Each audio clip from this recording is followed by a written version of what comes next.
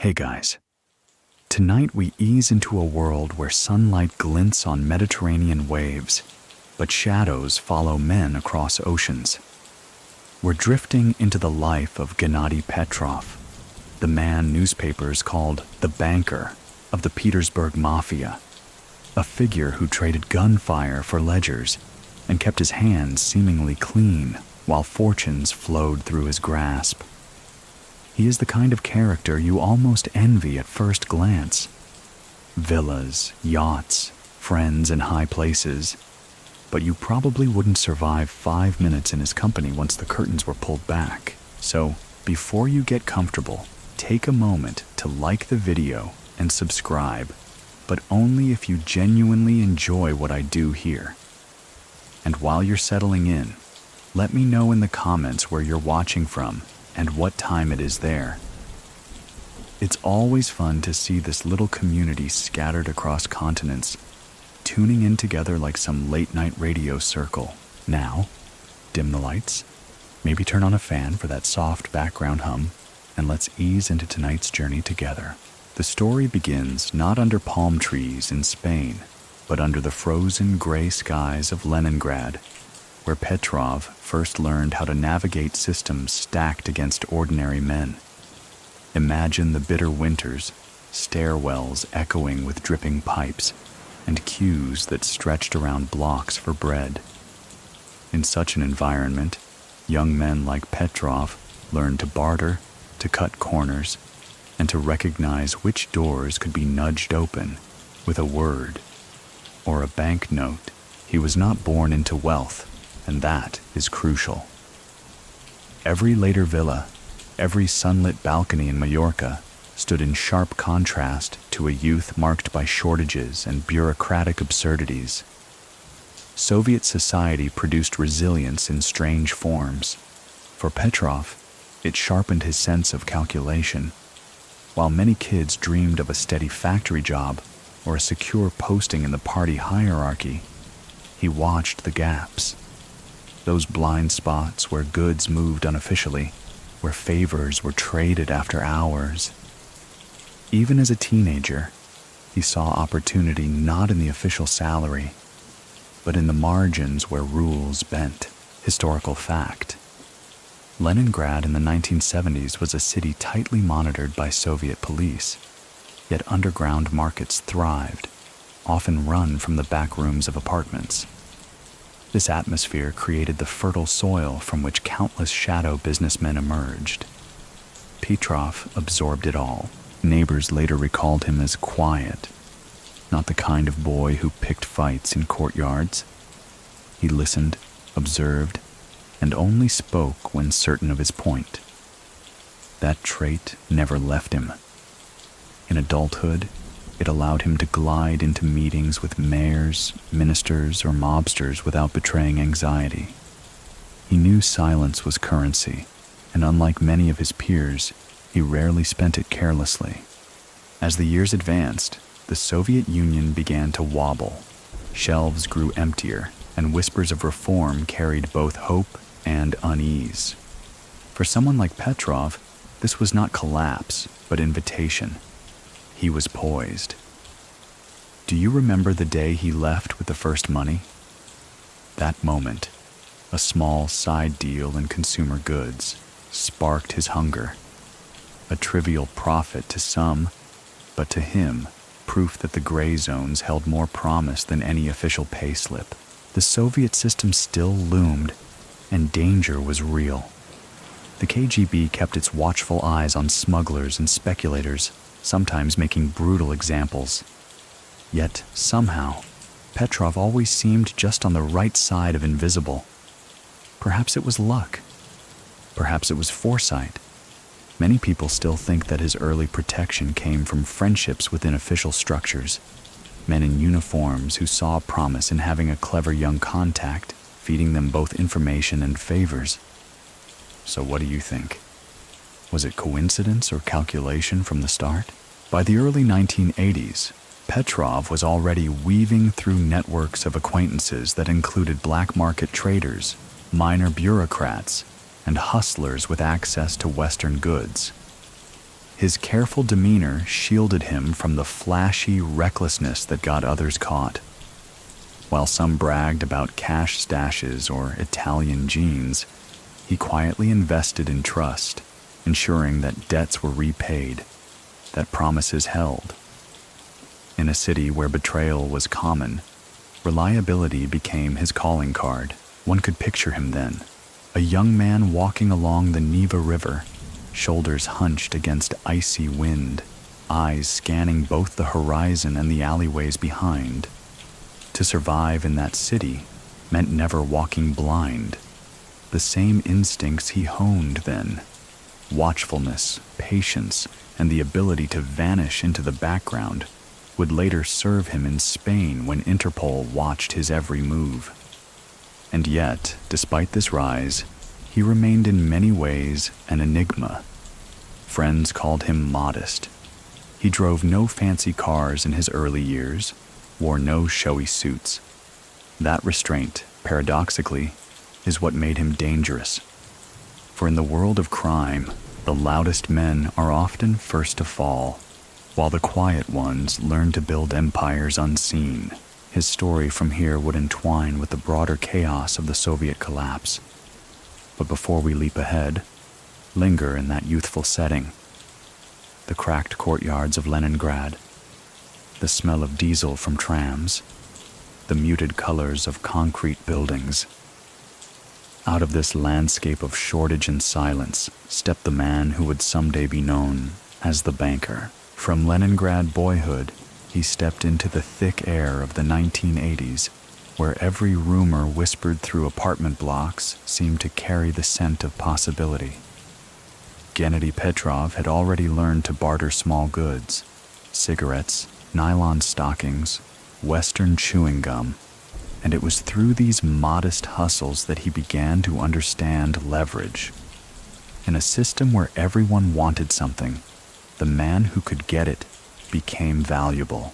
Picture him in a crowded train station, slipping a pack of imported Marlboros into the hand of a weary worker, who, in return, nudged open a back door for him to store a crate of goods. This was not yet the world of million-dollar bank transfers, but it was where the rules were written. A quiet handshake, a nod, a favor returned. It all built the foundations of loyalty and debt that would follow him into his later empire. The Soviet Union in the early 1980s was rigid, yet crumbling. Historical fact: shortages of basic items like meat, sugar, and shoes were so severe that people lined up overnight. But alongside this scarcity, a gray economy bloomed. Entire networks trafficked in foreign jeans, radios, or even banned Western music tapes. It was here that Petrov made his first real profits. Not huge, but enough to separate him from the average worker struggling on rubles. Close to him were street crews, young men with rough manners who admired his ability to stay calm. They provided muscle when needed, and in return, he kept them flush with goods. But Petrov's strength wasn't in fists. It was in seeing a bigger picture. Where others thought about quick cash, he wondered how to build channels that could last. That mindset made him unusual. Most hustlers of the day crashed early, either to prison cells or to shallow graves. Petrov somehow avoided both. Neighbors often described his family life as unremarkable, just another Soviet household. Yet, information closest to character. Petrov would spend late nights at the kitchen table, ledger books spread before him, teaching himself how to balance accounts as if he were already a banker in training. Friends teased him, saying he treated cigarette sales like state budgets. He laughed, but never stopped scribbling numbers. Still, it wasn't all calculation. He had a sly humor that slipped through at unexpected moments. Once, when a border guard eyed his bag suspiciously, Petrov quipped that the guard's wife probably deserved better nylons than the state could issue. The guard smirked and waved him through. Petrov knew when to gamble with wit, and he usually won. As the Soviet decade waned, doors began to creak open wider. Perestroika, glasnost. Words floated through news bulletins like strange new winds. They promised reform, a loosening of restrictions. Many people still think that these reforms acted less like fresh air and more like a gust scattering money and influence to whoever had the quickest hands. So what do you think? Were men like Petrov opportunists, or simply survivors who adapted faster than their neighbors? His early connections included minor officials who wanted luxuries the state couldn't provide. A watch here, a case of foreign liquor there. Petrov supplied them all. Each transaction knit him deeper into a web where favors were remembered. And in a country where the official wage might not even cover winter boots, gratitude from a powerful man was worth more than rubles. Petrov's reputation spread quietly. He was not feared, but trusted to deliver. In Soviet slang, he was a dostavshchik, a fixer, the man who could obtain anything. In the courtyards where old women gossiped, his name carried no menace. To them, he was just the polite boy from down the street, who somehow always had oranges at New Year. But in the back rooms of bars where deals were cut, his name meant efficiency. This dual image, ordinary neighbor, discreet provider, would define his life. He knew how to wear masks without ever making them obvious. Years later in Spain, sipping wine on a terrace while police cameras clicked in the distance, he would still look like the calmest man in the room. That serenity was born here, in the chaos of Soviet decline, and so Petrov's youth closed with him standing at the threshold of something bigger. The black markets of Leningrad were no longer enough. The world was about to open, not gradually, but with the violent lurch of an empire collapsing. When it did, Petrov would already have the instincts and the ledgers to ride the storm. As the curtain of the 1980s drew closer to its end, Gennady Petrov was no longer simply the neighborhood fixer with a clever ledger. The Soviet streets had begun to spawn rougher, hungrier crews, bands of young men who weren't satisfied with trading nylons or Western gum. They were lean, restless, and often armed with little more than fists, knives, or an eager brutality. Petrov found himself orbiting these groups, not as a fighter, but as a strategist. The street crews of Leningrad had their own codes. Some gathered around sports clubs, where boxing and wrestling forged tight brotherhoods. Others came from the shipyards or the crumbling neighborhoods along the river. They dressed in leather jackets, spoke in slang heavy with menace, and saw every alley as territory to be guarded. Petrov, with his calm demeanor, didn't quite fit their mold. But they respected him, because while they could intimidate shopkeepers or shake down a rival, he was the one who could turn cigarettes into steady cash, or liquor into steady supply. Historical fact: during the late Soviet period, organized groups in Leningrad began to coalesce into what would later become the infamous Petersburg Mafia. These weren't yet sprawling syndicates, but networks of local gangs that slowly learned the value of uniting under smarter leadership. Petrov witnessed this consolidation firsthand. He knew that his place wasn't in throwing punches on cold stairwells. Information, closest to character. Petrov once told a friend that blood on the street ruined profits, and he had no intention of losing margins to reckless brawls. Instead, he cultivated a reputation as the man who could smooth things over, who could settle debts without knives, who could find a solution before violence spiraled. That made him indispensable. Still, danger hovered. At least once, a rival crew cornered him outside a cafe, demanding a cut of his small import schemes. The story goes that Petrov stayed silent as they shouted, then handed over a stack of rubles without flinching. Later that week, those same rivals found themselves locked out of new deals because every supplier trusted Petrov more. It was a lesson. Sometimes silence stings sharper than fists. By the mid-1980s, he was surrounded by men who would later grow into infamous figures of the Petersburg criminal scene. To them, he was a puzzle. Why did this quiet man, who rarely drank, who never boasted, seem to accumulate influence without ever picking a fight? Many people still think that Petrov's rise during this era was proof that brains quietly outmaneuvered brawn in the Soviet underworld. But what do you think? In a culture that glorified toughness, was his restraint an advantage or a liability he somehow survived? Street life wasn't all grim. There were moments of humor, too. One evening, after a scuffle broke out in a billiard hall, Petrov reportedly sat calmly at the bar and ordered another cup of tea, remarking that he preferred to let others exhaust themselves before stepping in. When the fighters noticed him untouched and unbothered, their aggression fizzled. It was almost absurd, as though his indifference embarrassed them more than any punch could. Behind these encounters, Petrov was expanding. He began pooling money with select allies, investing not just in smuggled goods, but in early ventures that skirted legality: construction materials, scarce electronics, even restaurant supplies. The Soviet Union was beginning to crack, and with every fracture came opportunity.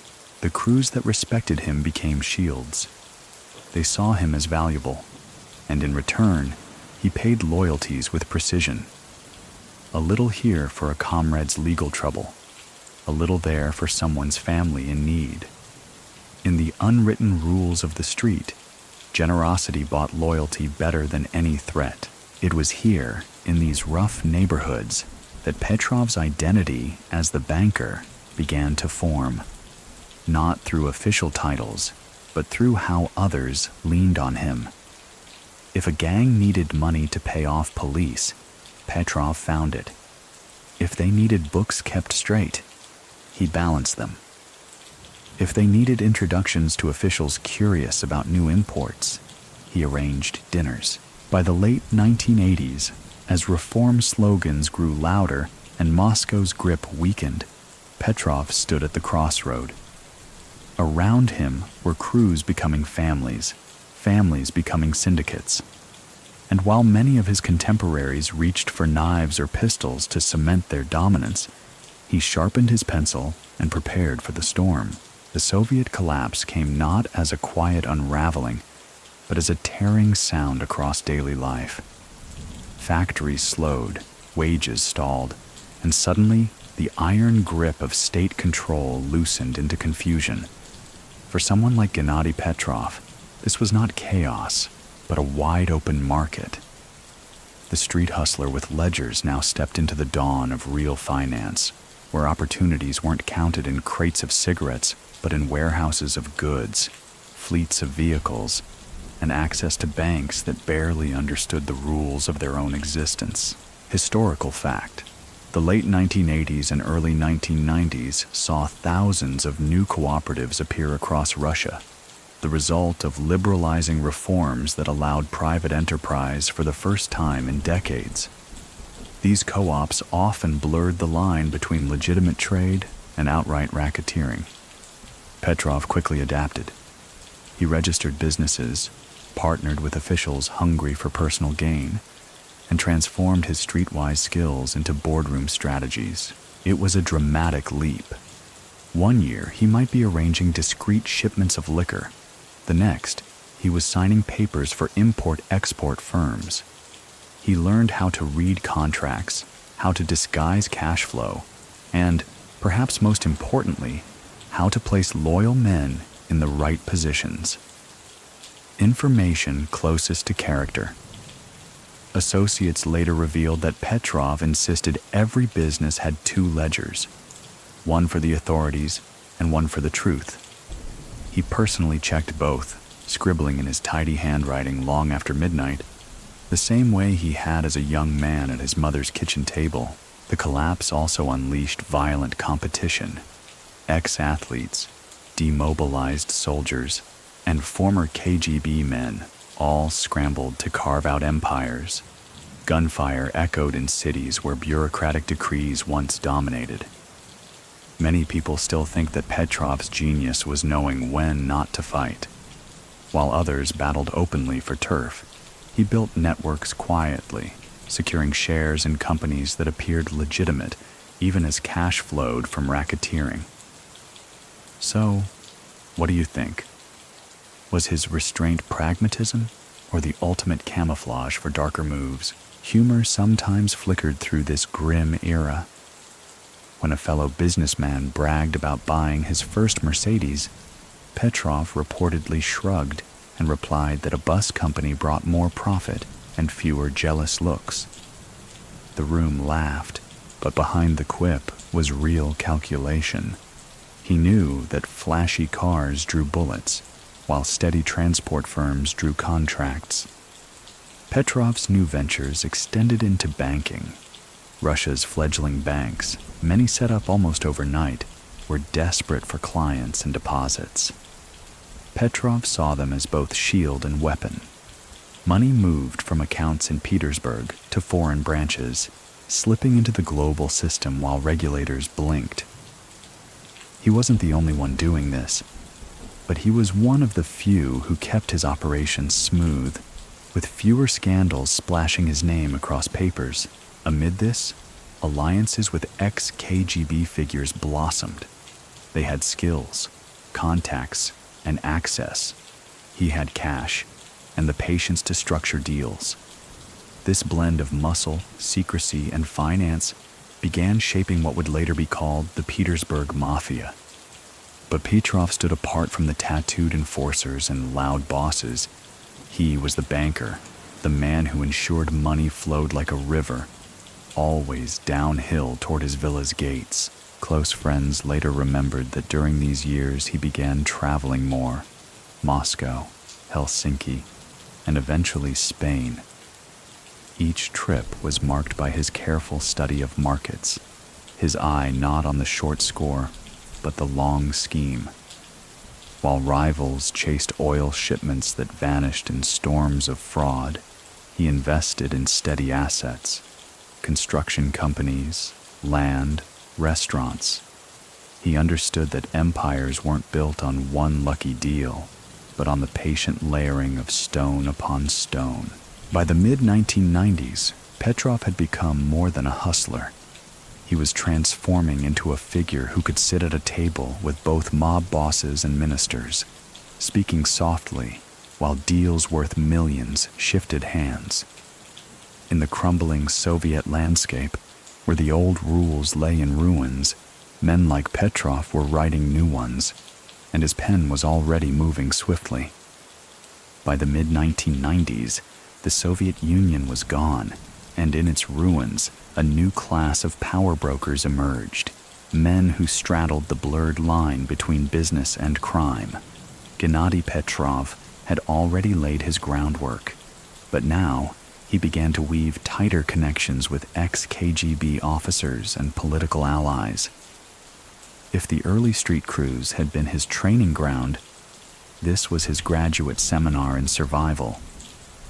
Learning how influence flowed from parliament halls to police stations, and how to harness it without ever holding a visible gun. Historical fact. Many former KGB officers who suddenly found themselves unemployed in the 1990s transitioned into business or private security, carrying with them intelligence skills and deep networks. For a man like Petrov, their presence was a gift. He offered them financial structures, shell companies, and business fronts. In return, They opened doors to ministries, customs posts, and, crucially, protection from rivals. Information closest to character. Petrov was said to keep a private address book where each entry carried not only names but coded notes about who could be relied on for favors, whether a customs chief could ensure a shipment cleared smoothly, or whether a parliamentarian could block an investigation. Friends recalled that he studied this book like a priest studies scripture, updating it obsessively after every meeting. His ability to balance relationships was uncanny. On one side were hard-edged enforcers from the Petersburg Mafia who demanded fast profits. On the other, polished officials who preferred quiet dinners and campaign donations. Petrov bridged them effortlessly, never allowing either side to feel neglected. It was diplomacy of a kind rarely seen in the brutal free-for-all of post-Soviet Russia. At gatherings, he rarely raised his voice. He would let others argue, drink, or pound fists on tables, and only when silence settled would he lean forward, offering a solution that satisfied both money and pride. Many people still think that this soft-spoken style was his sharpest weapon, more dangerous than any pistol tucked in a coat. So what do you think? In a culture that prized dominance and noise, was Petrov's calm truly strength? Or was it simply another mask that protected him until storms passed? There were lighter moments, too. Once, during a dinner with businessmen and a former intelligence officer, the group joked about how difficult it was to launder money without tripping over paperwork. Petrov, sipping his wine, quipped that in Russia paperwork was the easiest thing to make disappear. Just spill a little tea on it. The table erupted in laughter, but the remark carried a sting of truth. Through these alliances, Petrov gained access to industries larger than anything he had touched before. Oil contracts, weapon shipments, real estate developments. He no longer dealt in cigarettes and jeans. Now it was tankers, steel, and banks. His network spanned from Moscow offices to Spanish resorts, where early investments hinted at the migration of wealth to warmer, safer climates. What set him apart from many contemporaries was patience. Others flaunted their power with convoys of cars and armed guards, drawing media attention and assassination attempts. Petrov favored discretion. A modest car, a quiet villa, the image of a respectable investor. His allies in politics appreciated this restraint. It allowed them to attend his dinners without fear of scandalous headlines the next morning. He cultivated relationships carefully, often gifting not only money, but favors, arranging medical care abroad for a politician's relative, or sponsoring a cultural event that won him local admiration. These gestures, seemingly small, cemented bonds more deeply than bribes alone. It was as if he understood that reputation was a currency as vital as cash. By the late 1990s, Gennady Petrov was no longer just a local businessman or even a mafioso's banker. He had become a figure whose phone calls could reach into ministries, whose money quietly shaped contracts, and whose presence reassured both criminals and statesmen alike. In a Russia groping toward capitalism, he was already writing his own definition of it, one foot in the shadows, the other in the boardroom. With the network of allies stitched tightly around him, Gennady Petrov turned his eyes toward banking. If street trades and small cooperatives were stepping stones, banks were the roaring river, and he intended to direct the flow. The Russia of the late 1990s was awash with new banks, many created almost overnight. Some housed in dingy offices that looked more like pawn shops than financial institutions.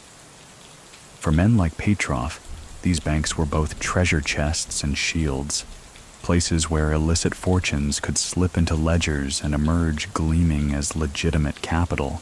Historical fact: between 1992 and 1998, more than 2,000 commercial banks were founded across Russia. Few had strong regulations, and many collapsed within years. But while they lasted, they acted as conduits for laundering money from oil, gas, arms, and raw materials. Petrov understood this perfectly. Information closest to character. Associates later described how he would spend long hours with accountants, demanding precision down to the last ruble. He was known to test them by deliberately inserting small errors into drafts, just to see if anyone caught them. Those who failed were dismissed politely, but permanently. He wanted no weak links in the chain of numbers. His banking strategy had layers. At the surface, his companies opened accounts and declared trade in construction, shipping, or food imports. Beneath, shell firms nested like matryoshka dolls, hiding the true origins of funds. Money shifted across borders, first to Cyprus, then to Spain, later to Switzerland, each stop scrubbing it cleaner. Petrov reveled in this complexity, not for vanity, but because complexity made him safe. The Petersburg Mafia, rough around the edges, began to see him as indispensable. While others argued over rackets or protection schemes, Petrov ensured that profits didn't vanish into briefcases or get seized by customs. Instead, they became investments, shares in real companies, land, and eventually seaside villas that seemed innocuous to outsiders. Many people still think that Petrov was less a mobster and more an architect, someone who built a system others merely lived inside. But what do you think? Did he design an empire, or did he simply ride the wave of chaos better than the rest? Stories from this era paint him as both meticulous and oddly detached. At one board meeting, when younger associates grew excited about buying a flashy hotel, Petrov reportedly leaned back and murmured that hotels were for tourists, not for accountants. He steered them instead toward warehouses and shipping fleets, boring, steady, and immensely profitable. His humor was subtle, almost dry, but it diffused the tension. Petrov's preference for stability didn't mean he lacked ambition. He sought Spanish banks and real estate markets, recognizing that Europe offered not only sunshine, but legitimacy. To move money abroad in those days was like sending it into a different universe, one where regulators were stricter, but appearances mattered more than origins. And appearances were something Petrov mastered. Behind the scenes, he maintained careful relationships with both enforcers and officials. He knew violence was never far away. A banker for the Mafia had to keep more than numbers balanced. He had to keep tempers balanced too. He offered calm explanations, calculated payouts, and, when necessary, stern warnings wrapped in soft words. Those who ignored him often found themselves quietly excluded from future profits, which in this world was punishment enough. By the turn of the millennium, his identity as the banker had crystallized. He wasn't the loudest nor the most feared, but he was the one whose phone number everyone wanted in their pocket. From Petersburg boardrooms to Spanish resorts, Petrov's reach extended like invisible threads.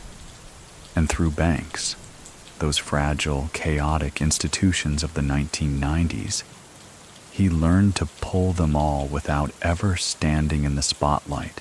A man who once bartered cigarettes in Leningrad stairwells was now surveying the turquoise waters of Majorca. By the early 2000s, Gennady Petrov had shifted his base of comfort far from the crumbling tenements of Petersburg to the whitewashed villas of Spain. The transition was not only geographic, it was symbolic. Spain represented safety, legitimacy, and a climate where wealth could bask in the open. The locals saw a polite, middle-aged investor with a taste for fine wine and coastal views. Few could imagine the financial labyrinth that fed his balconies and fountains. Historical fact. During the late 1990s and early 2000s, Spain became a favored destination for Russian capital. Real estate on the Balearic Islands and the Costa del Sol surged with foreign buyers, many later accused of laundering money through property. Petrov was part of that wave, one of many Russian figures who saw Spain as both paradise and vault, information closest to character. Those who visited his villa in Calviá remembered it not for ostentation, but for order. The gardens were perfectly trimmed, the pool kept immaculate, and the library stocked with books on finance and history. He often hosted dinners where guests, some politicians, some businessmen, remarked on how comfortable he made them feel. Even as police surveillance circled, Petrov cultivated the aura of a gracious host, a man far removed from the bloody myths of Mafia lore. Yet beneath the surface, the Petersburg Mafia was breathing through him. Petrov's presence in Spain wasn't accidental. It was strategic. From Mallorca, he could oversee flows of money into real estate, shipping firms, and offshore accounts, all while enjoying the cover of a European investor. The Mediterranean sun bleached away suspicion, at least for a time. Neighbors often saw him strolling quietly along the marina, dressed simply, nodding politely at shopkeepers. He seemed almost ordinary. That ordinariness was his camouflage. While rival mafiosi flaunted gold chains or bodyguards, Petrov blended in, the perfect expatriate gentleman. Many people still think that his ability to disappear in plain sight was what kept him free for so long. So what do you think? Was it careful design? Or was Spain simply unprepared to read the shadows on its own beaches? He loved Mallorca's rhythm. Mornings of business calls, afternoons spent walking through markets, evenings with family and guests around long tables. Wine flowed, but his manner remained composed. Jokes came sparingly, but when delivered, they landed softly. Once, when a guest teased him about importing Russian snow to the island, Petrov smiled and replied that snow was free, but delivery costs were ruinous. The table chuckled, and the moment passed without anyone asking deeper questions. Through these years, Spanish investigators began noticing patterns. Purchases of luxury properties by Russian buyers whose declared incomes made little sense. Petrov's name surfaced in whispers, but evidence remained elusive. His paperwork was always neat, his explanations plausible, and his demeanor disarming. He never looked like the stereotype of a gangster.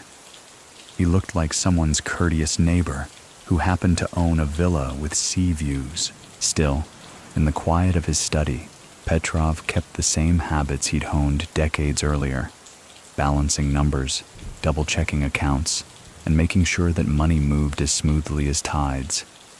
He knew storms would come, police raids, headlines, trials. But for now, under the Spanish sun, he savored the illusion of permanence. The Petersburg Mafia was no longer just a rumor whispered in Leningrad bars. It was an international force. And in Spain, Gennady Petrov stood at its quiet center. While others of his generation had fallen to bullets or betrayals, he thrived in the softer art of expansion. He became the node through which business and underworld converged, the man who turned chaos into structure. His villa in Mallorca wasn't simply a residence. It was an embassy of sorts, where exiles, businessmen, and emissaries from Petersburg gathered under chandeliers to talk of deals, debts, and the future.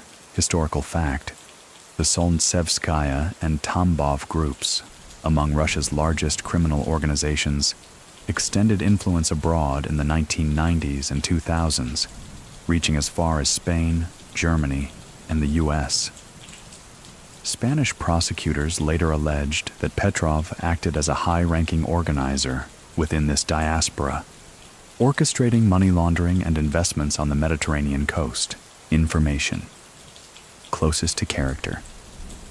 Those who sat with him at these dinners described him as a conductor rather than a participant. He rarely pushed, rarely argued. Instead, he asked questions that forced others to show their intentions. With a tilt of his head or a brief pause, he guided conversations like currents, always directing them toward arrangements that suited his network. Guests often left convinced they had reached their own conclusions, not realizing Petrov had already decided the outcome. By now, his orbit included oil brokers, shipping magnates, and political figures from both Moscow and Madrid. He offered introductions across worlds that normally kept distance. A Spanish mayor curious about Russian investors might find himself at Petrov's table beside a man with a KGB past. Wine smoothed the evening, contracts followed, and Petrov always remained in the background, smiling faintly. Violence, the lifeblood of many Mafia tales, seemed distant here. Petrov understood its place, but preferred it invisible. His charisma shielded him. His networks made him necessary. Many people still think that he perfected the role of the clean mafioso, the man whose fingerprints were never found on weapons, but always on balance sheets. So what do you think? Is the absence of violence proof of innocence, or simply the mark of a strategist who knew others would get their hands dirty on his behalf? A favorite anecdote lingers from this era. At one gathering, when conversation drifted to the risks of laundering money through restaurants, a guest joked about inspectors spoiling the menu. Petrov chuckled and said, "If the food is good enough, even an inspector will come back for seconds." The table roared, and again the subject shifted without discomfort. His wit didn't dominate, but it diffused tension, keeping the atmosphere calm enough for business to move forward. Spanish newspapers began to speculate about Russian mafiosos buying up the coast, but Petrov never appeared in garish photos. He avoided clubs, posed rarely, and refused flashy displays. Instead, he invested in respectability, sponsoring small cultural events, supporting charities, and making donations that made him look like a philanthropist rather than a kingpin. Behind closed doors, though, the Petersburg Mafia grew in confidence. Petrov coordinated finances that helped his associates expand into sectors beyond drugs or racketeering: construction, shipping, even political campaigns. His vision was clear. Criminal wealth had to blend with legitimate enterprise until the two were indistinguishable. In Spain, far from the gunsmoke of Petersburg, he was accomplishing exactly that. By the early 2000s, Petrov's influence rippled into sectors that touched almost every corner of daily life. Oil, arms, construction, and vodka distribution all seemed to pass through the same invisible network. He wasn't the man carrying crates or shaking down shopkeepers. He was the broker, the banker, the discreet negotiator who transformed shadows into signatures. His villa on Mallorca became not only a residence, but a hub, where conversations drifted easily from international shipping to how much a local contractor might need for a new project. Historical fact. Russia's transition into capitalism produced a peculiar overlap of industries. The same groups accused of racketeering often held real stakes in oil transport, arms trading, and the lucrative vodka market. These were not marginal sidelines. They were enormous enterprises, sometimes indistinguishable from official state companies. Petrov understood this gray space better than most. Information closest to character. Guests who dined with him in Spain remembered how he spoke more about logistics than violence. He would gesture lightly with his fork, explaining how one shipment of vodka could disguise another cargo entirely, or how oil transfers on paper could mask the flow of funds. He seemed more like a patient teacher than a feared gangster, leaning into diagrams and figures while others marveled at the simplicity of his schemes. His empire's reach meant that in 1 week, he might be discussing a tanker deal in the Black Sea. The next, property purchases on the Costa del Sol. Many people still think that Petrov epitomized the globalized mafioso, not bound by neighborhood turf, but by international ledgers. So what do you think? Was he simply adapting to a world without borders? Or was he one of the architects who made those borders irrelevant for men like him? Even as he handled such immense enterprises, his public demeanor stayed understated. Once, when teased at a dinner about how many ships he controlled, he laughed softly and said that he could barely keep his own fishing boat afloat. The table enjoyed the joke, but beneath the laughter lay the quiet recognition that his reach extended far beyond what anyone dared say aloud. In Spain, his integration into local society deepened. He was spotted at cultural festivals, seen in respectable restaurants, and described by some locals as a reserved but courteous man who tipped well and rarely drew attention. This was no accident. He cultivated the image of a businessman who just happened to prefer the Mediterranean climate over Petersburg's icy winds. Yet the darker side of his empire remained. Rivals who crossed him found themselves squeezed out of deals, suddenly investigated, or quietly bought off until they disappeared from the scene. Petrov preferred strategy over bloodshed, but strategy could wound as much as a bullet. By the time Spanish investigators began charting the scale of Russian involvement in their economy, Petrov's name inevitably surfaced. But the trail was foggy, full of shell companies, offshore transfers, and real estate titles hidden behind layers of lawyers. The man who once scribbled 2 ledgers in a cramped Leningrad kitchen was now maintaining entire constellations of accounts across borders. The skill was the same, only the scale had changed. If his financial maneuvers looked like smoke, his demeanor was the curtain. Gennady Petrov's quiet charisma became his armor in the 2000s, shielding him from the notoriety that consumed other figures in the Petersburg Mafia. Where rivals barked orders and strutted in designer suits, Petrov preferred understatement. He dressed neatly but modestly. His voice rarely rose above a conversational tone, and he carried himself with the ease of someone who appeared to belong anywhere. Historical fact: Russian organized crime figures of the 1990s and 2000s often leaned into displays of power, convoys of cars, armored guards, lavish jewelry. Yet these very traits made them vulnerable to both assassins and journalists. Petrov chose the opposite path.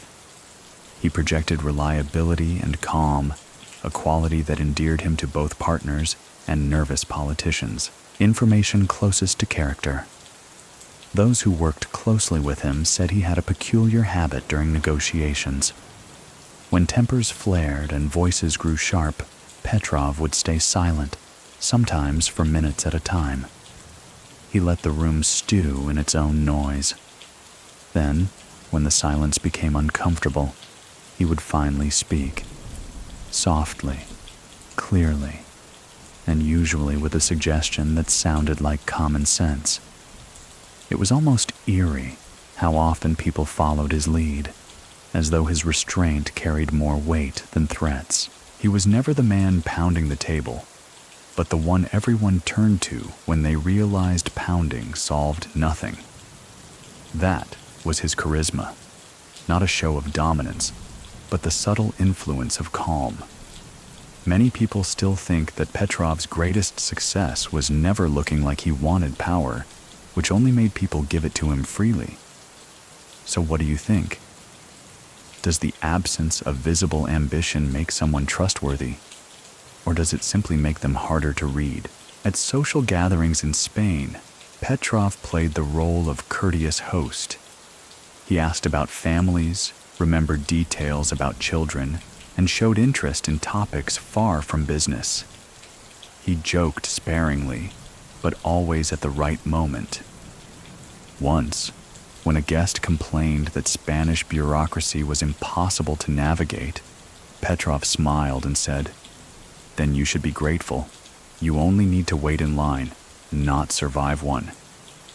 The line drew laughter, yet it also reminded his Russian companions of how far they'd traveled from Soviet shortages. His charisma wasn't limited to charm. It extended to a careful balancing act between rivals. In the murky world of the Petersburg Mafia, factions constantly tested each other, but Petrov's presence often acted as a buffer. He reassured hot-headed bosses that their investments were safe, that profits would arrive, and that conflict would only thin everyone's pockets.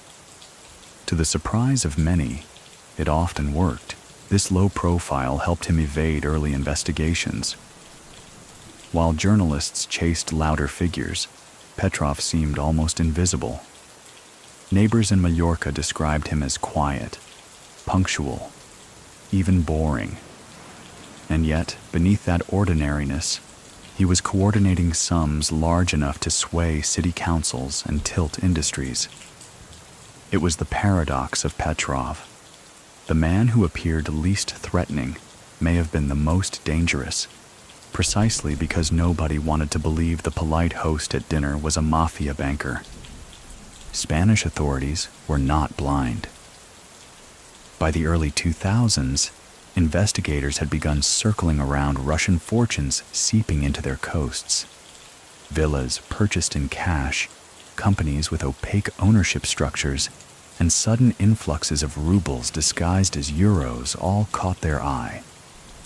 And in nearly every map they drew of these financial flows, one name surfaced quietly but persistently: Gennady Petrov. Historical fact: Spain's Guardia Civil and the National Court had already targeted Italian mafias in the 1990s, developing expertise in financial crime. When Russian investors appeared en masse, prosecutors suspected the same laundering methods: real estate, restaurants, luxury services. Petrov's lifestyle fit the pattern, though his paperwork was always impeccable.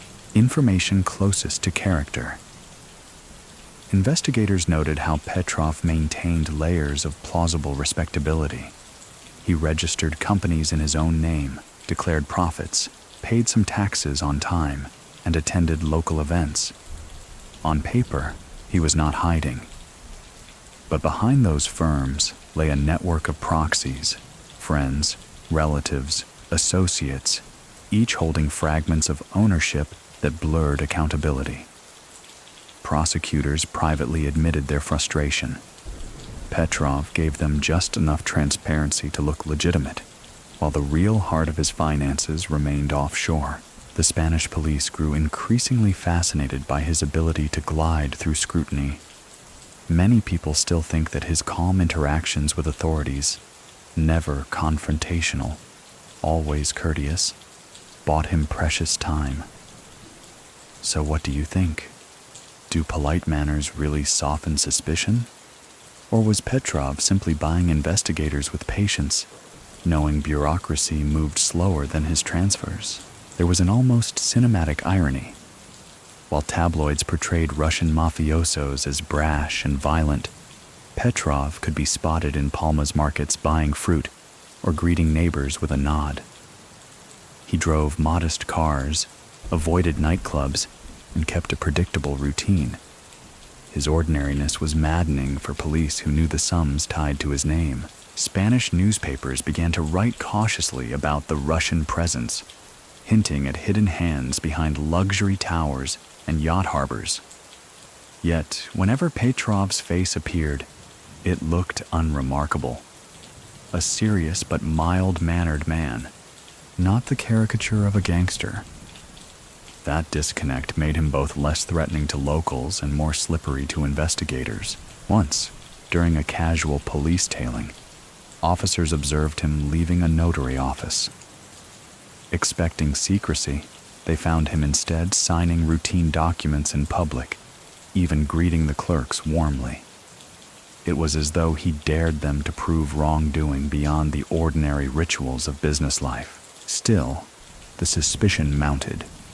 Case files grew thicker, wiretaps expanded, and Spain's national court began sketching the outlines of what would later explode into Operation Troika. Petrov's calm, however, never cracked. To those around him, he seemed almost amused by the attention, though his late nights with ledgers suggested he took every detail seriously. For the authorities, he was the polite ghost haunting their paperwork, never shouting, never hiding, but always just out of reach. By the mid-2000s, the Spanish press had begun whispering about Russians buying paradise. Headlines speculated about money from the east flowing into Marbella mansions and Mallorca estates. And when journalists dug deeper, one name flickered again and again: Gennady Petrov. He had become the symbol of this new presence, wealthy, discreet, and seemingly untouchable. Historical fact: in 2005, Spain's Interior Ministry acknowledged the growing influence of Russian and Eastern European organized crime in real estate and tourism sectors, warning that the Costa del Sol and the Balearic Islands risked becoming laundering hubs. Petrov's holdings fit neatly into this narrative. Information closest to character. Friends recalled that Petrov found these stories amusing. Over dinners, he would chuckle softly, saying the journalists must have confused him with someone else. His tone carried no defensiveness, just the faint humor of a man who knew the truth would never be printed in full. To his guests, it seemed almost like theater, the quiet banker playing at being misidentified while his accounts hummed quietly in the background. The Spanish press painted in broad strokes: mafioso, Russian godfather, shadow investor. But Petrov's reality was more complicated. He donated to local charities, supported cultural events, and was seen at family-friendly gatherings. Children played in his villa's gardens, neighbors waved as he passed by, and he kept up the appearance of a respectable expatriate. That duality, host and suspect, frustrated reporters. Many people still think that Spain itself was divided. Was Petrov merely a wealthy investor bringing foreign capital, or was he the elegant face of something darker? So what do you think? Were the suspicions of journalists justified, or did the aura of Russian Mafia cast a shadow too easily over anyone with rubles in a Spanish bank? Despite the scrutiny, Petrov never seemed rattled. At one cultural reception, when asked about the stereotypes of Russian criminals, he smiled and said, "If everyone from Petersburg were Mafia, the city would be empty by now." The line drew laughter from the room and softened the tension, a classic example of his understated humor. But behind the smiles, Spanish investigators were building. Each article, each rumor, each whisper added fuel. Prosecutors began linking his name to networks spanning Moscow, Madrid, and Mallorca. Wiretaps clicked on. Surveillance notes filled folders. To the press, Petrov was a headline. To the police, he was becoming the centerpiece of a case that might finally prove their suspicions right. Yet even then, Petrov maintained his mask. He moved calmly through airports, dined in public, and hosted evenings under the Mediterranean stars. The Spanish press could shout as loudly as they wished. His voice remained measured, almost serene, as though noise itself had no power over him. For all his discretion, Gennady Petrov understood the oldest truth of power. Officials are the true gatekeepers. By the mid-2000s, he had woven himself into Spain's political fabric with gestures that looked more like neighborly goodwill than calculated investment. He hosted dinners where mayors, business leaders, and visiting Russian dignitaries mingled over Mediterranean wine. He contributed quietly to community projects, ensuring his name appeared on donor lists beside respected locals. To those on the surface, he seemed like any expatriate businessman eager to integrate. Historical fact: Spain's political landscape in the 2000s was wrestling with the flood of foreign capital. Real estate boomed, local councils thrived on construction permits, and developers relied on outside money. In this fertile environment, figures like Petrov could present themselves as partners in growth, even as prosecutors suspected darker motives. Information. Closest to character, attendees of his dinners remembered how Petrov never pushed business openly.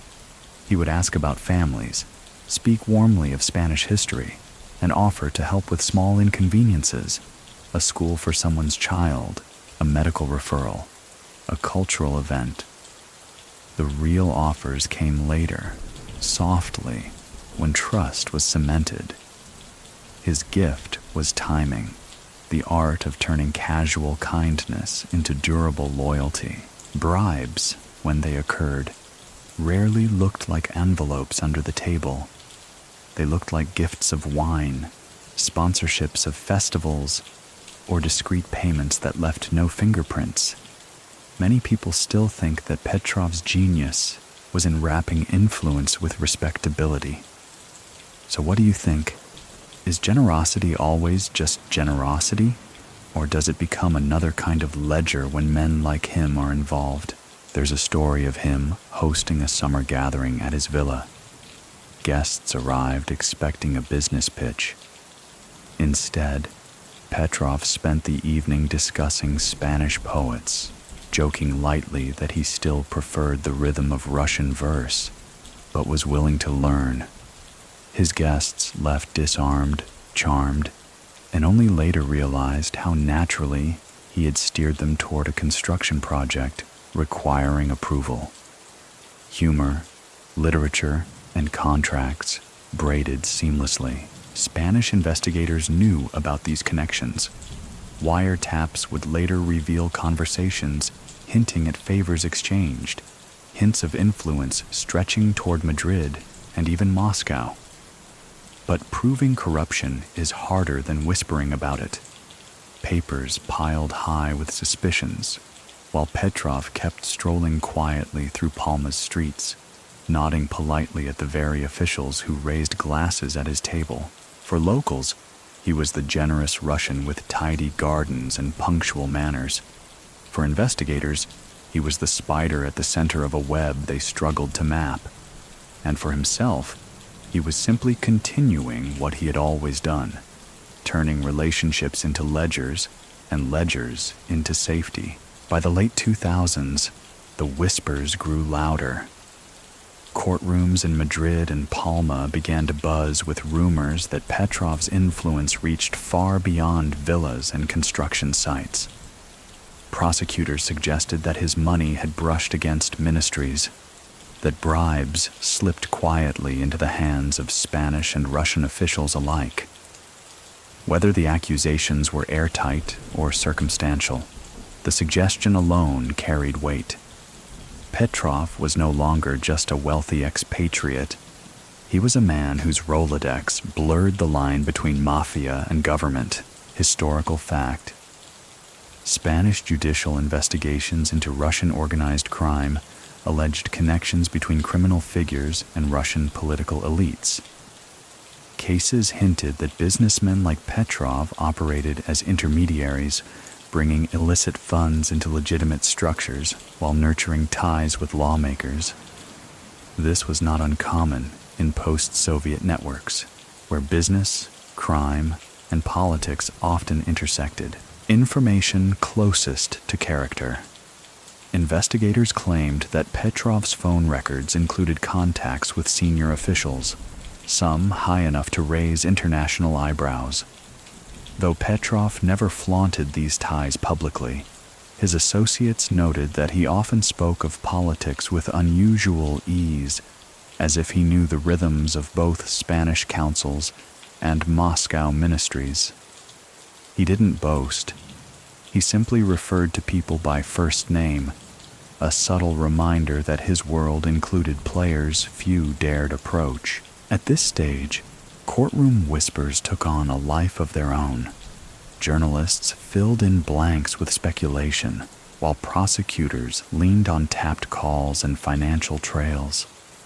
Many people still think that Petrov's case was as much about symbolism as substance, proof that Spain was serious about fighting Mafia infiltration. So what do you think?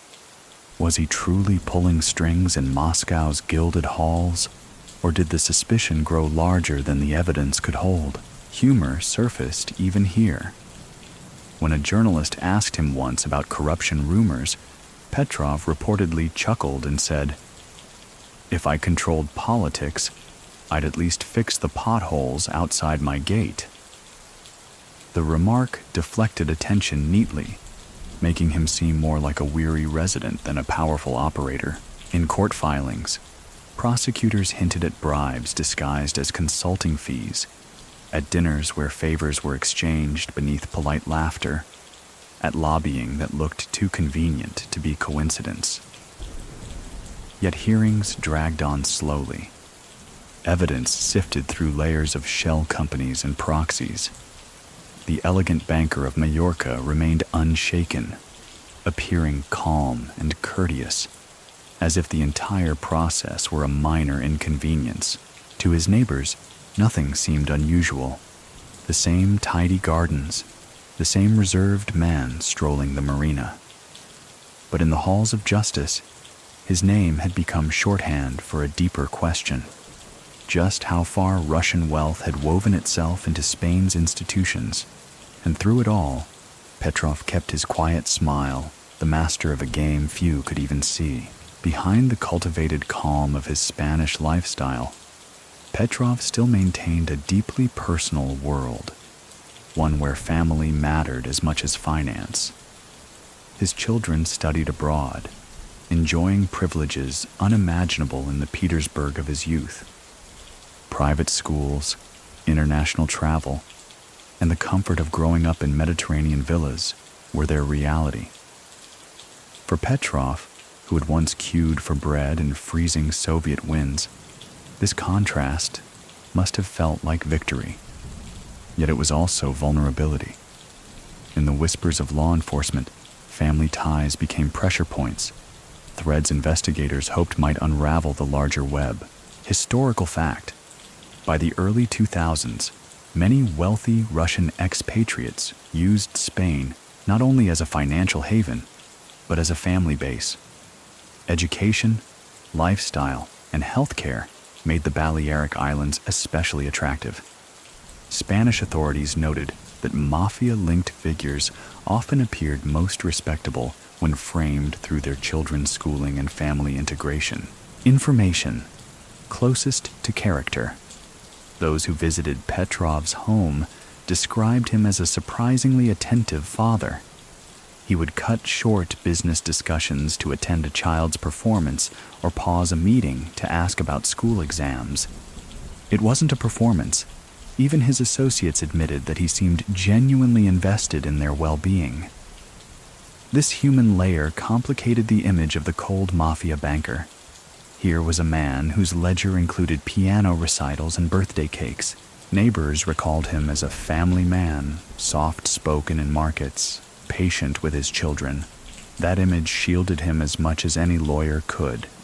Many people still think that this facade of domesticity was deliberate camouflage, yet others argue it was the truest part of him. So what do you think? Was his family life a mask? Or was the banker of the Petersburg Mafia also just a father who wanted his children safe under the Spanish sun? Still, the family narrative did not erase the shadows. His children grew up under the gaze of police surveillance, their names appearing in reports and court papers. Petrov himself, while protective, never seemed rattled. At one dinner, when teased that his children might someday read about him in the news, he smiled faintly and replied, "They'll think I was just an accountant who loved Spain too much."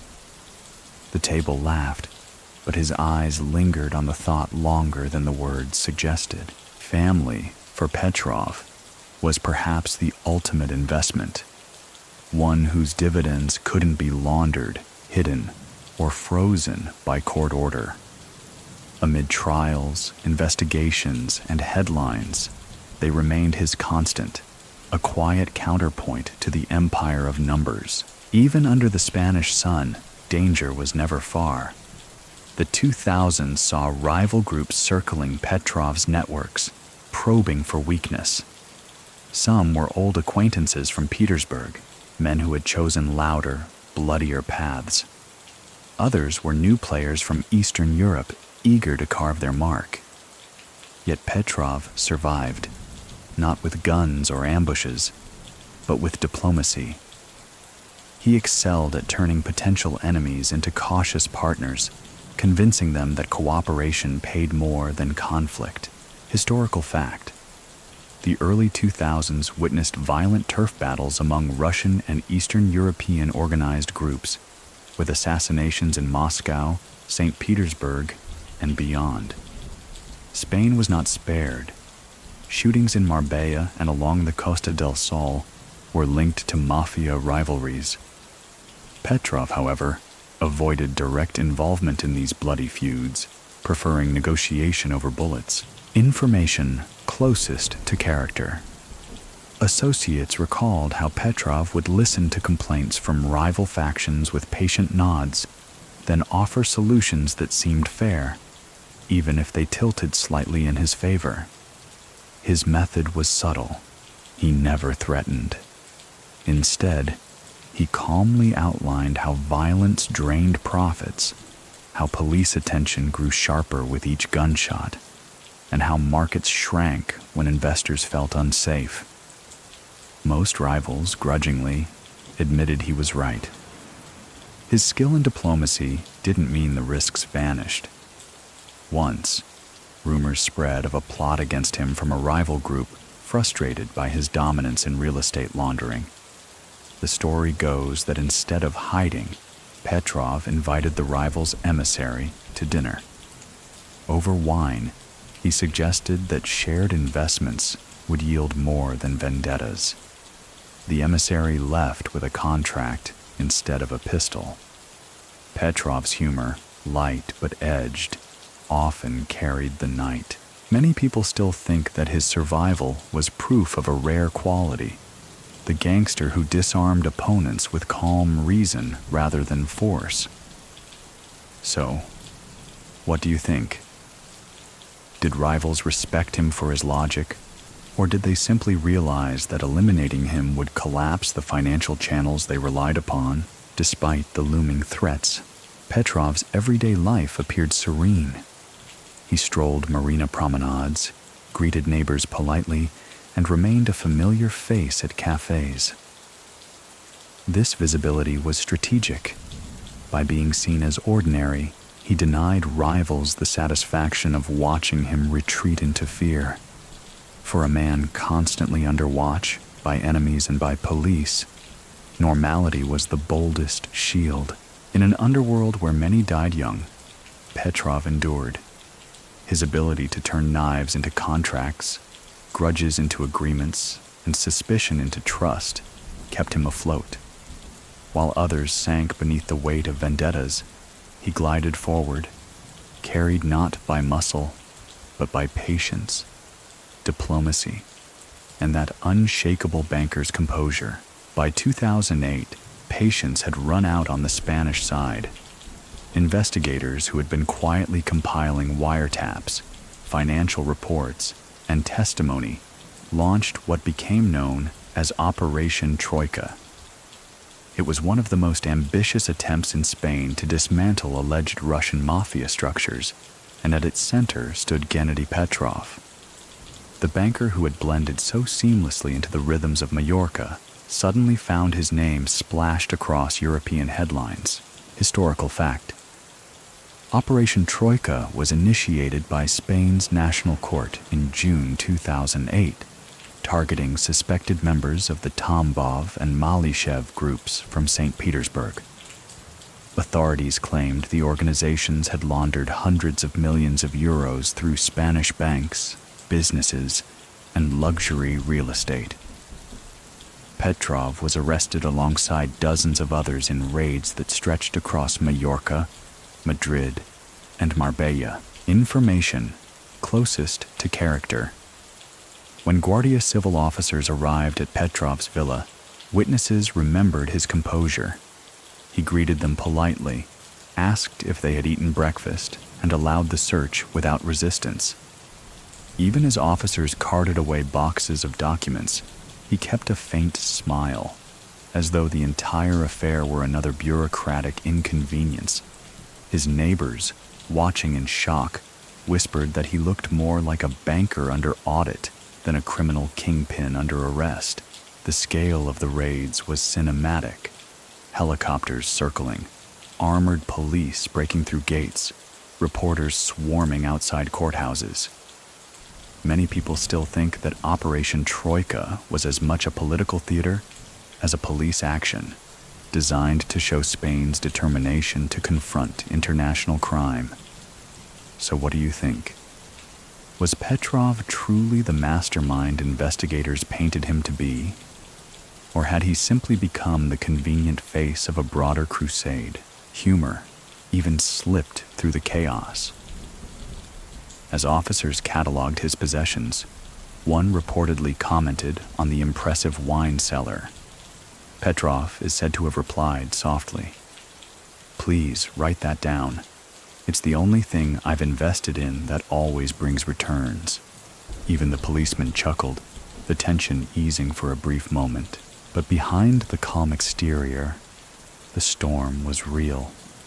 Prosecutors accused him of orchestrating money laundering schemes across industries, from oil to construction.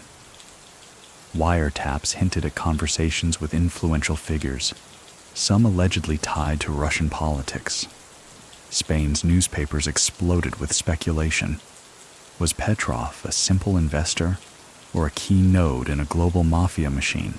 The banker who once blended into Spanish markets now stood under the brightest spotlight of his life. Operation Troika promised to unravel his careful web. But Petrov's story, as always, was about patience. And even under arrest, he seemed ready to play the long game. In the months that followed the raids, investigators combed through mountains of seized evidence, computers, ledgers, phone logs, and hours of wiretap recordings. For once, Petrov's quiet conversations were no longer confined to dinner tables.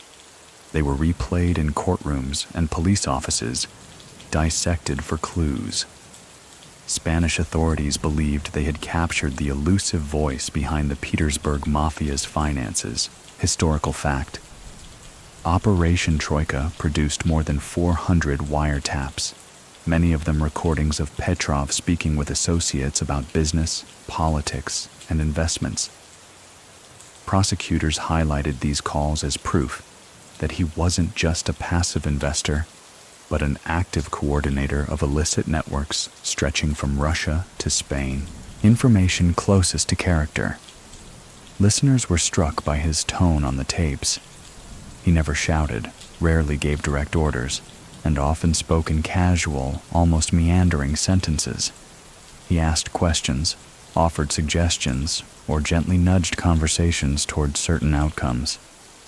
Even in secret recordings, Petrov sounded more like a patient mentor than a mafia boss.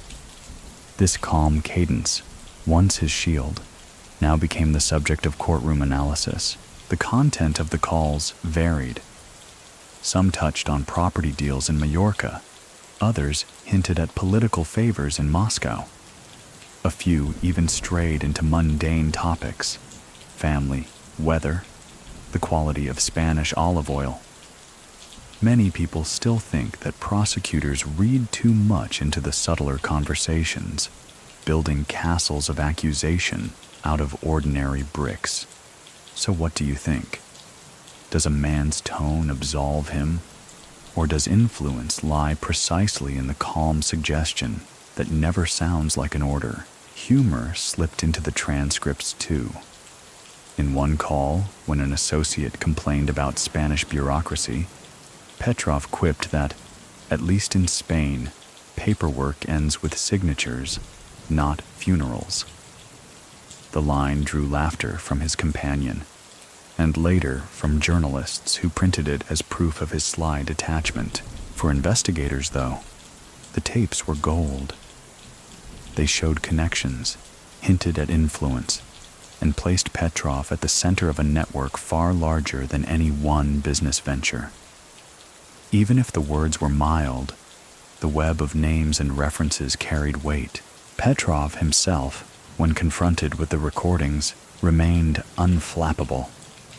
He insisted they reflected ordinary business, conversations twisted by prosecutors eager for headlines. His lawyers echoed the claim, arguing that nothing in the tapes proved criminality beyond doubt, and so the trial of the banker stretched on, fueled by wiretaps that revealed more of his voice than the world had ever heard, yet still failed to pin him down completely. The morning of June 2008 brought a spectacle Spain had rarely seen.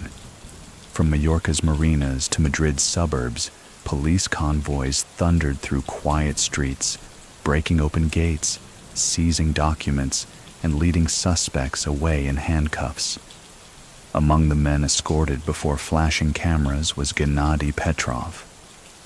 The polite banker of Calvia, once seen buying fruit at the local market, now appeared on front pages as the alleged financier of the Petersburg Mafia. Historical fact. Spanish police arrested over 20 individuals during Operation Troika's raids, charging them with money laundering, tax evasion, and organized crime. The operation was hailed by officials as one of Europe's largest blows against Russian criminal syndicates. Information closest to character. Witnesses described Petrov's composure during his arrest. He did not protest or shout. Instead, he adjusted his jacket, nodded to officers, and walked steadily past reporters. One photographer later remarked that he looked less like a man accused of mafia dealings and more like a diplomat facing an inconvenient press conference. The shockwaves traveled far beyond Spain. Newspapers in Moscow speculated about the reach of Spanish investigators. European outlets debated how much Russian money had already seeped into their own cities. For Spain, Petrov became the symbol of a wider fear, that their sunny coasts had become a safe harbor for men with fortunes born in the ashes of the Soviet Union. Many people still think that the arrests were as much about optics as about justice. Spain, under pressure from European allies, wanted to prove it could stand up to transnational crime. So what do you think? Was Petrov genuinely the mastermind they sought, or the convenient face for a broader crackdown meant to send a message? Even amid the commotion, Petrov never abandoned his touch of humor. As he was led into a van, a reporter shouted, "Are you Mafia?" Petrov turned slightly, smiled faintly, and replied, "If I were, I'd at least have better cars." The line made headlines, blurring the line between mockery and denial. Inside custody, he remained calm. Officers recalled him requesting tea rather than water, thanking guards politely, and even advising fellow detainees to remain patient, saying that trials in Spain move slower than church bells on a holiday. His poise contrasted sharply with the spectacle of his arrest, as though he had already calculated that time was his greatest ally. To the public, he was now infamous. To prosecutors, he was a puzzle to be solved. And to himself, Gennady Petrov remained what he had always been, a banker with numbers to balance, waiting quietly for the storm to pass. In custody, Petrov displayed the same composure he had shown on the streets of Majorca. While associates fretted, while lawyers shuffled documents and prosecutors posed for cameras, he sat calmly in the courtroom, hands folded, his expression unreadable. To those who expected anger or defiance, his serenity was unsettling. He insisted, time and again, that he was nothing more than a businessman, an investor whose ventures in Spain were legitimate, however tangled they might appear on paper. Historical fact. During Operation Troika proceedings, prosecutors accused Petrov of laundering money through a network of companies linked to construction, real estate, and luxury goods. Yet despite sweeping charges, Spain's legal system struggled to produce convictions. The complexity of financial crimes, combined with endless appeals and procedural delays, stretched the trial over years. Information. Closest to character. Those who sat near him during hearings recalled how he often jotted notes in the margins of court papers, doodling small calculations or reminders. It was as if his mind never stopped balancing accounts, even under indictment. One lawyer later said, "He treated the trial like another business meeting, patient, methodical, never emotional." Reporters leaned in on every word, hoping for a crack in his calm. But when questioned about suspicious transfers, he explained with the precision of an accountant, never raising his voice. When prosecutors pressed, he smiled politely and said, "I invest where opportunity exists. Isn't that what business is?" Many people still think that this smooth defense was both his strength and his shield, convincing to some, infuriating to others. So what do you think? Was it the voice of innocence, or the art of a man who had lived his life in gray zones? Even in custody, his humor glinted. Once, when the judge lamented how long the trial was taking, Petrov leaned toward his lawyer and whispered just loudly enough for the clerk to hear, "At least it gives me time to improve my Spanish." The courtroom chuckled, the tension easing for a moment. Outside, the spectacle continued. Spanish tabloids ran dramatic headlines about the Russian Mafia banker, while neighbors back in Majorca expressed disbelief, insisting he was always polite, always neighborly. The dual image persisted. Was he the quiet benefactor or the hidden financier? Petrov himself never broke character. He remained the courteous, steady man in the gray suit, turning accusations into background noise and waiting for the case to exhaust itself. As months turned into years, the courtroom became a revolving stage where lawyers argued endlessly, and prosecutors presented stacks of evidence that seemed to grow taller without growing sharper. The Spanish justice system, famed for its deliberate pace, crawled forward. Gennady Petrov remained in the spotlight but never seemed unsettled. He leaned back in chairs, conferred quietly with his lawyers, and treated each hearing like a formality rather than a reckoning. Historical fact. Operation Troika, despite its dramatic arrests in 2008, dragged on for more than a decade. By the mid-2010s, many charges were dismissed or reduced, and convictions were far fewer than the scale of the investigation initially promised. Critics accused the Spanish system of being too slow, too tangled in procedure, to land meaningful blows against men like Petrov. Information closest to character. Observers noted how Petrov's courtroom behavior mirrored his reputation outside. He was unfailingly polite to judges, never interrupting, always addressing them formally. He thanked clerks, nodded at guards, and even joked with translators.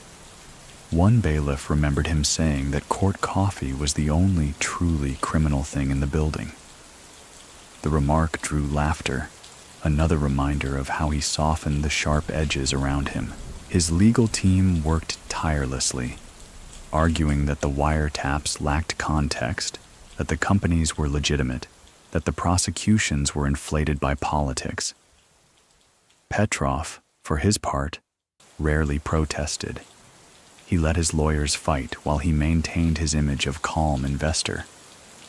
Many people still think that this composure made him more convincing than any defense brief. He looked less like a cornered mafioso and more like a professional mildly inconvenienced by bureaucracy. So, what do you think? Does patience in the face of accusation hint at innocence? Or is it the confidence of someone who knows the case cannot touch him? For the Spanish public, the drawn-out process dulled the drama. What began as sensational headlines gradually faded into back-page updates about delays and procedural wrangling. Yet for Petrov, each delay was a victory. Time eroded urgency. Witnesses recanted, evidence aged, memories blurred. The longer the trial stretched, the less dangerous it became. Behind closed doors, he continued to manage his affairs. Letters and phone calls from family described holidays, school milestones, quiet dinners in the villa. To him, the trial seemed less a catastrophe than a lengthy audit. Annoying, but survivable. And survivable was enough. Years into the case, the drama of flashing lights and helicopter raids had given way to something slower, almost anticlimactic. Petrov was no longer the man in headlines, but the man in legal limbo, his fate tied to thick binders of evidence moving from one judge's desk to another. Yet the uncertainty of those years did little to shake his public mask. He remained calm, answering questions with the same measured tone, smiling faintly when reporters pressed too hard. Historical fact: Spain's Operation Troika produced over 1,000 pages of investigative material, yet by the mid-2010s, the courts struggled to deliver clear convictions. Key evidence was deemed inadmissible. Some charges expired under statutes of limitation, and other suspects slipped away quietly. The grand promise of dismantling the Russian Mafia in Spain fizzled into procedural exhaustion, information closest to character. Even under these grinding conditions, Petrov kept routines. He read newspapers each morning, underlined financial articles, and discussed them with lawyers as if they were colleagues instead of defenders. An interpreter once said that he carried himself like a professor lecturing on economic history rather than a defendant accused of laundering millions. The contrast was jarring. Here was a man painted as Mafia banker, calmly explaining currency fluctuations during recess breaks. Many people still think that this ability to project normalcy was his greatest shield. While others panicked, he appeared unbothered, even amused, as though time itself worked for him. So, what do you think? Was this the serenity of an innocent man waiting for justice, or the calculation of someone who knew that delay meant freedom? Humor again slipped into the margins. Once, when a journalist asked him if he feared prison, Petrov shrugged and said, "At my age, the real sentence is bad food, not bad walls." The line circulated widely, feeding both skepticism and fascination. Court hearings droned on with little resolution. Prosecutors grew frustrated. Judges shuffled cases under mountains of paperwork. Meanwhile, Petrov's life continued.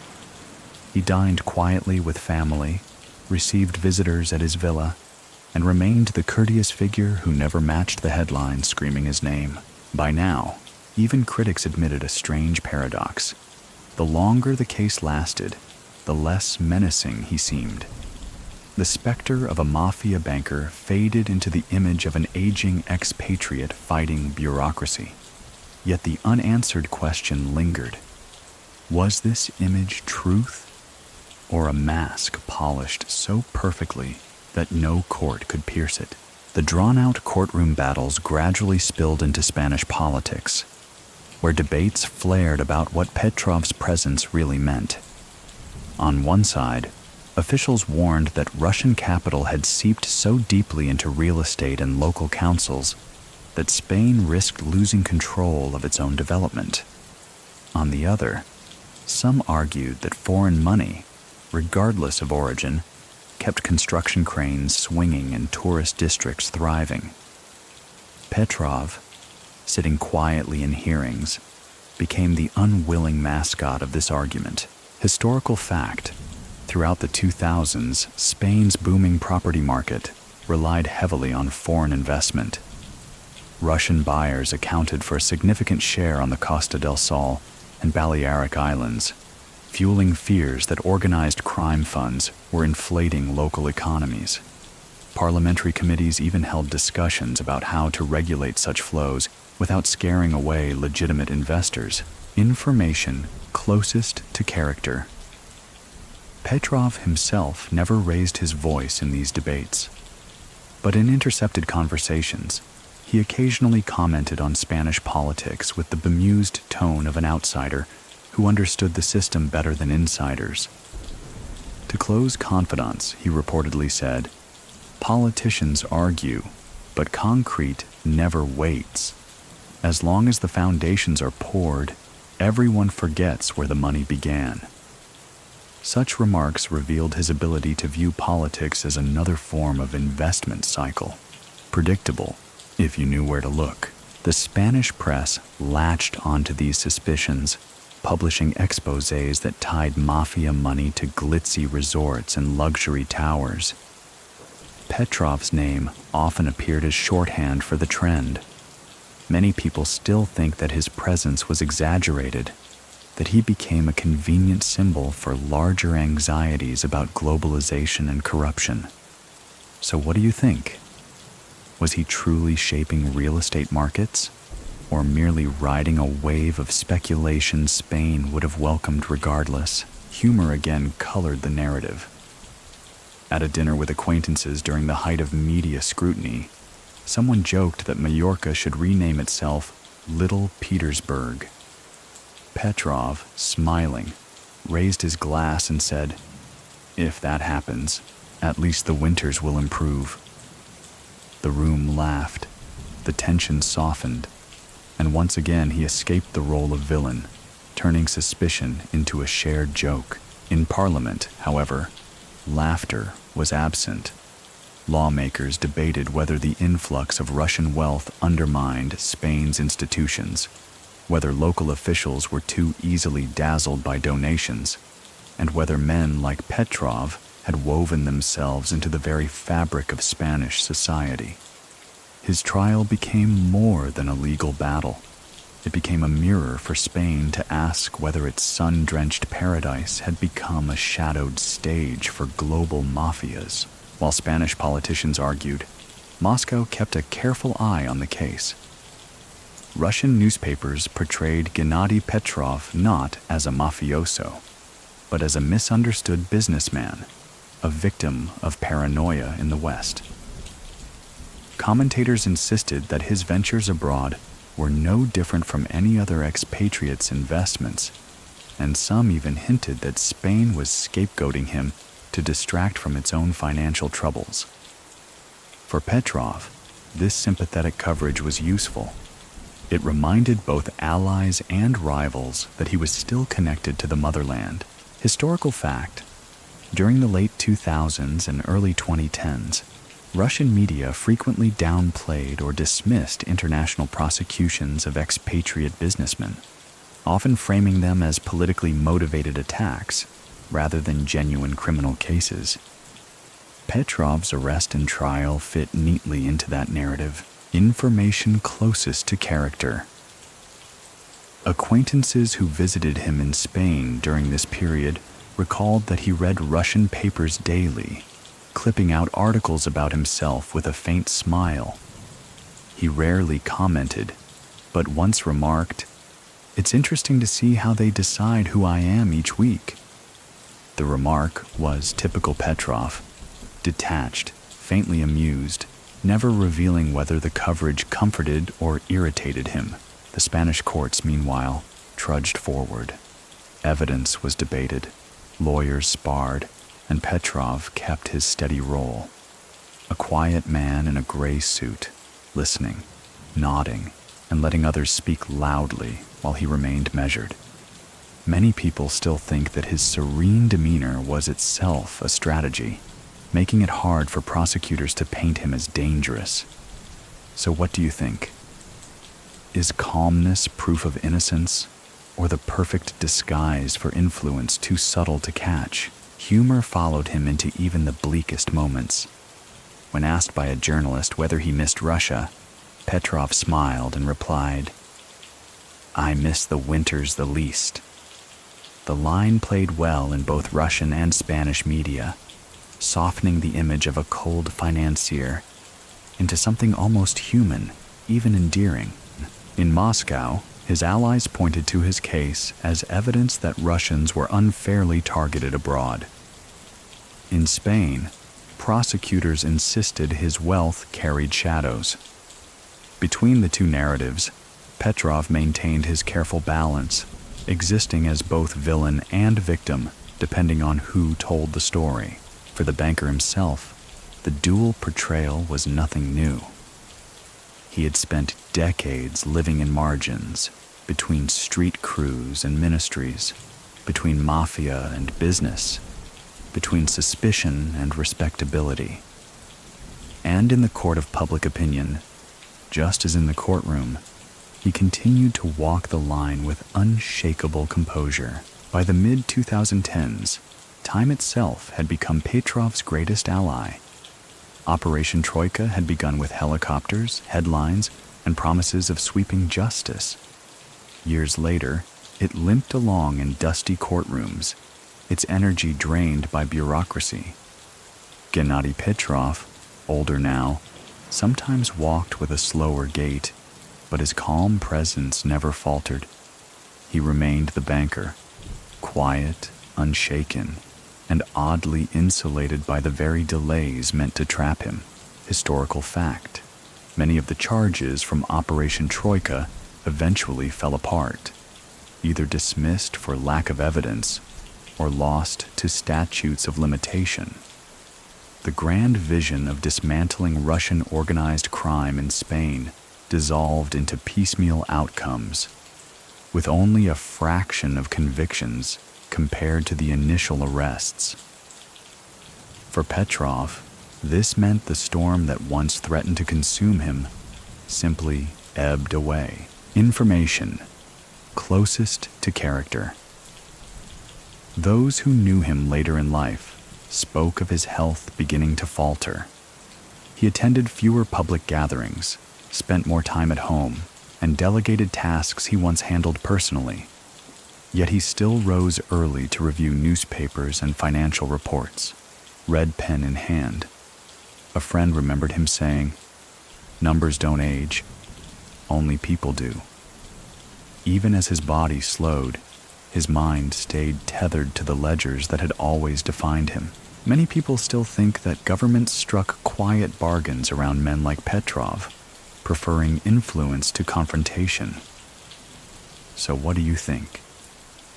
Was his endurance proof of innocence, or proof that some cases are too tangled, too political, to ever resolve? His family remained by his side, children grown, grandchildren visiting the villa. Neighbors saw him as a grandfatherly figure, tending gardens, not the mafia banker splashed across foreign papers. For them, he was the man who waved politely at the market, not a shadow behind boardrooms, and so his legacy blurred. To some, he was the embodiment of post-Soviet capitalism unchained, the man who slipped from stairwell hustles to Mediterranean villas with the ease of water flowing downhill. To others, he was simply a shrewd investor who happened to be Russian in the wrong decade. The truth as ever, sat somewhere between shadows and sunlight. Now, as the story slows, imagine the villa at dusk. The Mediterranean sky burns orange, then cools to deep indigo. A fan hums softly, its rhythm steady, while outside, the sea rolls in quiet, endless breaths. The chaos of courtrooms, the shouts of journalists, the stern faces of prosecutors, all fade into the background.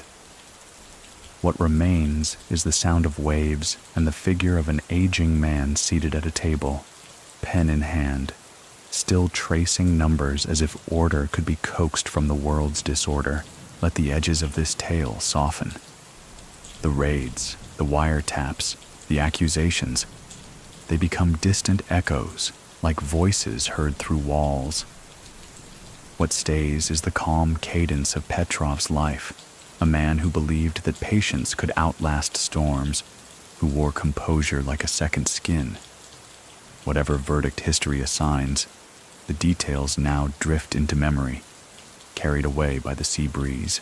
Breathe slowly as you picture the villa's lights dimming one by one, the night air cooling, the gardens resting. In that stillness, there is no need for judgment, only the reassurance that stories, like tides, recede into silence. Allow yourself to rest alongside them. Close your eyes. Let the hush of the Mediterranean cradle you, and drift into sleep.